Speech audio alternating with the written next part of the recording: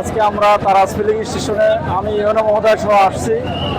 আমরা আজকে কাগজপত্র চেক করে যাদের রেজিস্ট্রেশন, ড্রাইভিং লাইসেন্স সহ একটা গাড়ির যাবতীয় কাগজপত্র চেক করে সঠিকতা যাচাই করে আমরা আজ তেল দেওয়ার সিদ্ধান্ত নিয়েছি এবং সেটা বাস্তবায়ন করছি।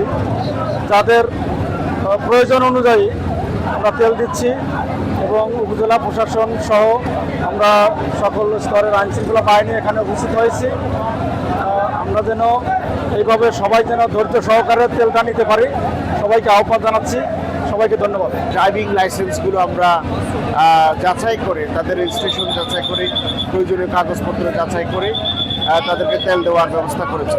দীর্ঘদিন ধরে মানুষের অভিযোগ ছিল অনেক সময় বখাটে ছেলেপুলে যাদের তেলের প্রয়োজন নেই বা জ্বালানির প্রয়োজন নেই, তারা মোটরসাইকেলে তেল নিয়ে যাচ্ছে, পেশাজীবীরা পাচ্ছে না। তো এরকম অভিযোগের ভিত্তিতে আজকে আমরা সরেজমিনে এসেছি এবং আমরা কাগজপত্র যাচাই বাছাই করে পেশাজীবীদেরকে অগ্রাধিকার ভিত্তিতে সকল শ্রেণী পেশার মানুষদের, মোটরসাইকেল আরোহীদেরকে আমরা তেল দিয়েছি। পাশাপাশি প্রাইভেট কার বা যেগুলোতে অক্টের প্রয়োজন সেখানে আমরা দিয়েছি।